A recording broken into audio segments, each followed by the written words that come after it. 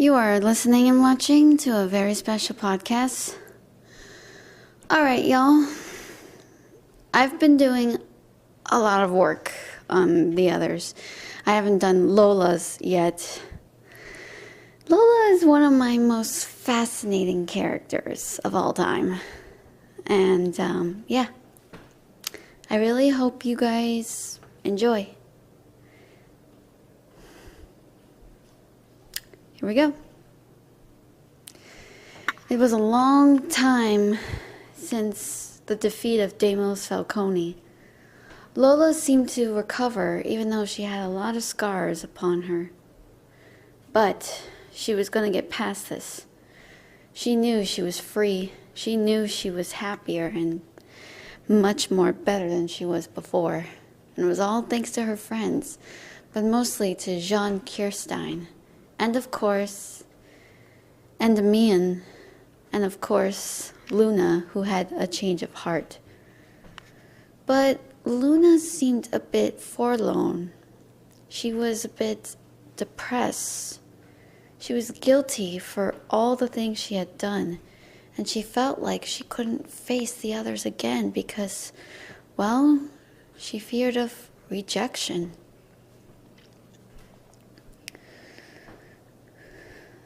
She can only confide in Lola, which these two girls managed to make peace with one another.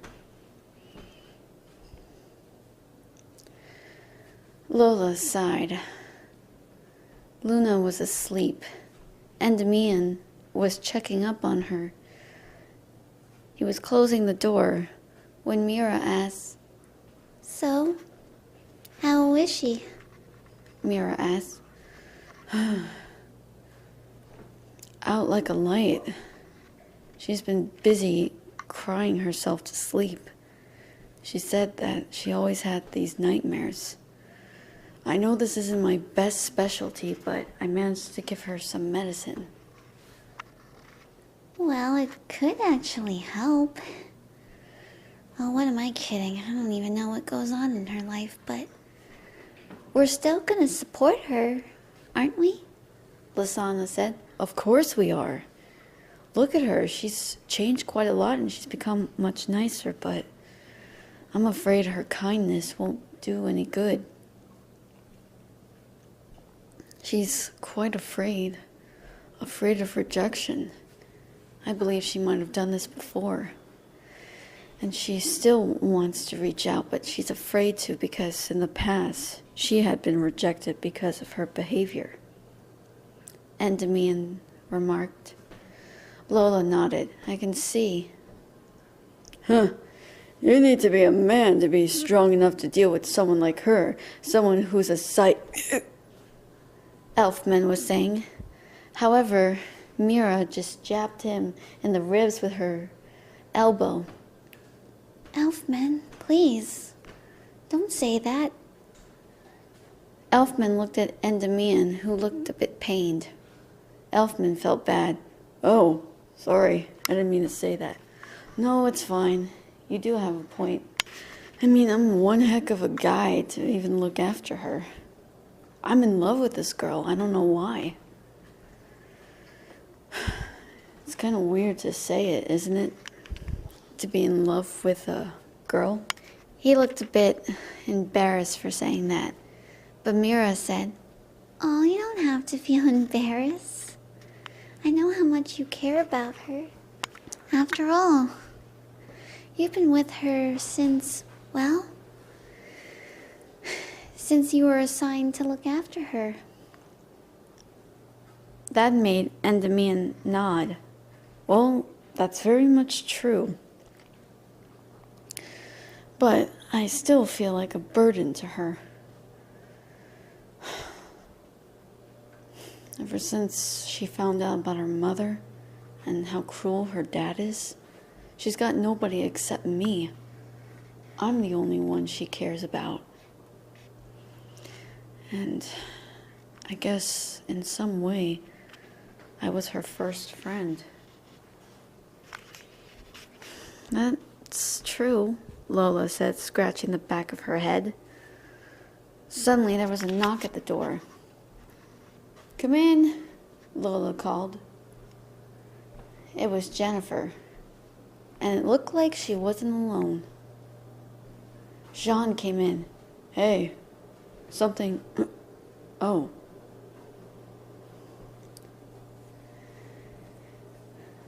Jennifer then said, Sorry, I didn't mean to bother you guys, but I got some pretty good news for you. I also, got some bad as well. Oh no. What is it? Lola said. The bad news or the good? Which do you prefer? Jennifer said, Let's just start with the bad and get it over with. I don't want to hear it at the end. All right. Bad news is Hitch is pretty distressed. Why? Lola said. Marlowe's dead. What? They found a part of his head being in half, like from here. Lola was surprised. That sounds like a coincidence. Just like with... Never mind. She caught Jean's eye and he knew what she was talking about. Yeah, coincidence. Deja vu all over again, huh? But this time it was different. Lola said, Yeah, I'm sorry. I know you didn't want to hear that. No, it's fine. He helped us out a lot. I'm just shocked. I never knew he would go out like that during a mission. Jean looked a little embarrassed. I'm sorry. It was back during the walls when we were trying to find Rayna and Bertrand. And we thought Hanji was dead, but she wasn't. Jean explained. Damn it. What are we gonna do now? Lola just sat in defeat. Come on, don't tell me you guys are going to go out like this. You have to be more... Of a man, I know, Lasana said with a smile. Elfman felt baffled. Mira then said, So, what's the good news? Oh, yes, well, I know this is short notice, but I got some new recruits that might be able to replace Marlowe and Hitch. Hitch is, in the glass coffin section, but she's gonna be okay. However, Lola could see who it was from where she was seated. She couldn't help but rose to her feet.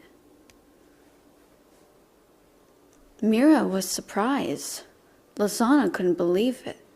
Elfman looked stunned for a moment. Jean couldn't believe it. Kaeda came in. Man, such a gnatwit. Whoa! Lola looked over to see two intimidating young men. One of them was blonde hair and he had a bit of a depressed look on his face. Blonde hair, and well, he wore some sort of black kimono. Same with the other guy, but his showed off a bit of his lean and muscular arms. He had a bit of a scar on his face that really looked like did some damage to one side. And then there was a number. Well, 2 digits. The number 69.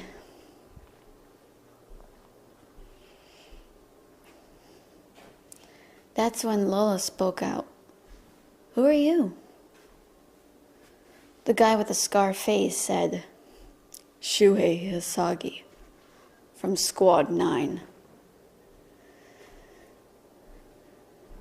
The blonde guy also said, Izuru Kira. It's a pleasure to meet you all. Lola didn't know what to say. Welcome. This is kind of a little awkward, if you know what I mean. Yeah, I know. I know this is really short, but as you can see, Izuru here managed to recover from after he got parts of his arm being blown off. Lola was shocked. You don't say. Oof, did it hurt? You could say I got shocked from the impact, but I managed to survive from it all thanks to Mayuri Kurotsuchi. Izuru said. Cool.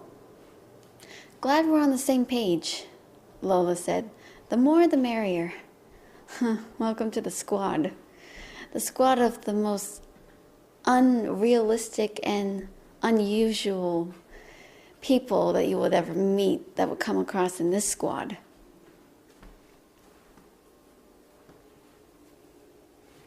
Shuhei nodded. He then said, I'm pretty honored to be part of this squad.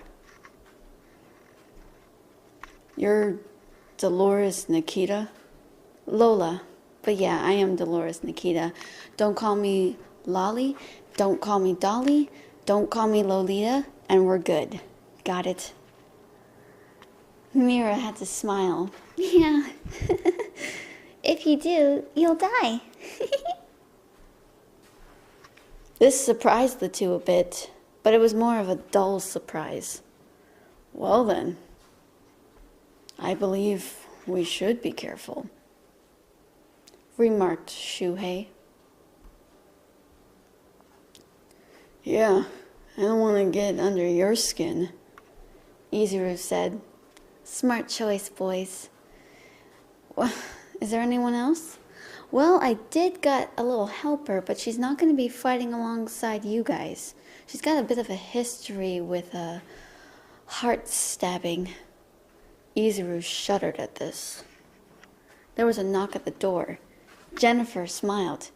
And there she is now. The door opened to see a short-haired young lady. She wore the exact same black kimono, but she had sleeves. She looked fragile and she looked innocent and wide-eyed. But she looked like she had been through a hell of a lot. This made Lola surprised. Hello there. Oh, hi, she said, and she bowed in respect. Momo Hinamori of the Soul Society. I apologize. I didn't mean to. No, come in, Jennifer said, beckoning to her. Momo came in and introduced herself. After the introduction, she went in to do more errands.